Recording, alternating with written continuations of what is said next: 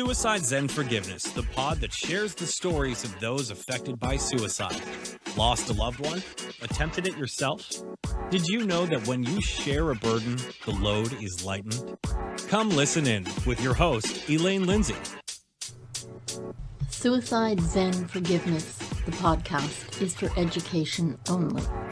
Some of the subject matter could be triggering for those that are newly grieving or in a poor state of mental health. Please call your local suicide hotline or mental health office if you need immediate help. Hello, I'm glad to be back, and this is going to be a solo show today. It shouldn't be too long, and my friends say it's not good when I say that because it could mean that I go on forever. I will try and make this as succinct as I can and make sure that I'm staying on topic, because I have to say I was incredibly saddened this week here in Ottawa, Canada, to hear about this supposed Million March for Children. First off, I have to say that in total on Parliament Hill, I understand there might have been 1,000 people in total, and that's two protests. The protest of those that purportedly are for children, and the counter protest for those of us who believe we're all human and everybody has human rights. And in fact, I'm 67 years old. I am soon going to be 68. And I didn't know at the time that our neighbor, our downstairs neighbor, was a little different. He was different from my dad. He was different from my friends. He talked a little different and he acted a little different. And he was a great guy. We really liked him. No one labeled him as whatever. He was just who he was. And we always knew there was something a little different, but there was something a little different about me. There was something a little different about my cousins, my sister, we're all different. That's the whole point. Okay? If humans were all the same, my God, that would be boring, for starters. And I'm not going to get off on being too funny, because this did not strike me as funny in the least. This is dangerous. This is, to me, absolutely heartbreaking. Homophobia, transphobia, any kind of phobia against a person or whatever they feel or whatever they believe. And that includes people I don't agree with. We have a right to our opinion, and I'm not saying they don't. What I am saying is, when you cross that line and become hateful, and in this case at the march, they use their children to hold up disgusting signs and taught them to say revolting things about things that at this point these kids don't even understand. And just because you're a parent doesn't mean you're a good parent. It doesn't mean you should pass on what you do or what you think or what you have to your children. Because as much as we believe that some kids, especially trans kids and 2SLGBTQIA+ kids can be unsafe on the streets, there are lots of kids that are unsafe in their homes. People need to not lose sight of that, because not every one of us was cut out to be a parent. We tend to live what we know, and people who are brought up with bullies as parents, they have their own issues. People who are brought up with parents with mental illness, they have their own issues. And there are lots of times that people that are a bit different go out of their way to give their children the very best chance they can. And I understand that some of these people that get caught up in this believe that's what they're doing. But if you ask them what the actual ideology is that they're protesting against, they can't really tell you. They don't know. And on the news, I heard one gentleman of the protest saying that no one was going to make his children use the same bathroom. And I thought, wow, it must be nice to be so rich. Do you have separate gendered bathrooms in your home? Because I sure don't. I grew up in a home with one bathroom. It didn't matter who you were or what your proclivities were, you used the one bathroom because it's the only one we had. And my parents and other people's parents often grew up with outdoor bathrooms.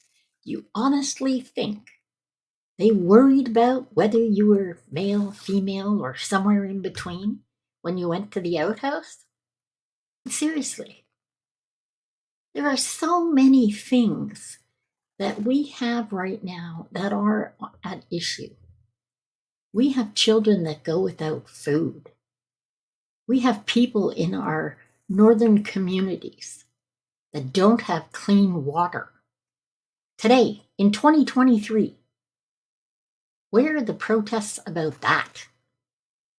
Okay, why don't these people that are so up in arms, supposedly, about marching for children, why is it when we hear them on the loudspeakers, on the TV news, talking about what they talk about, why is it they're talking about getting rid of Trudeau? Why is it they're talking about overthrowing our government and getting rid of the structure and changing? What exactly does that have to do with your child sitting next to a trans child in class? You know what it has to do with it? Absolutely nothing. Because the people that put this protest together, you'll notice that Tamara Leach was there and Chris, whatever the hell his name is, that was with her. They were at the protest. And there's a lot of money that comes from other places. Okay, it's not the grassroots people. It's not some of the immigrants we saw on the Hill.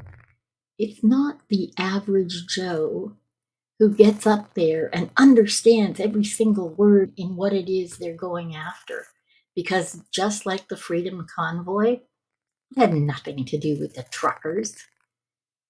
This is a whole different fight. And in this fight, the people that are getting hurt are the youth that are most at risk. This podcast I started because I lost a friend to suicide when I was 16. We didn't have the big problems that we have today, or certainly not on the surface, certainly not that we knew. And doing this podcast today, it terrifies me how many more people we're losing, how many children. And honest to God, if you are one of those protesters, why don't you look into the numbers and the stats of the children that you've labeled as transgendered or LGBTQIA plus 2S, any of those? Why don't you look at the numbers of the children that we're losing because they're being bullied, they're being ostracized, they're not being given the tools they need to find out who they are, where they fit in society. And honest to God, does it really matter if somebody wears a dress? Does it really matter if somebody wears a conservative business suit with nail polish and makeup and sounds like a big burly wrestler? Does it matter? Honestly, how does that change anything? Well, guess what? It doesn't. Why can't you just let people be people? Because when it comes down to it, the bottom line is this: we are all human. Okay? You cut any one of us, we bleed. We all bleed red blood. Okay? That just is a fact.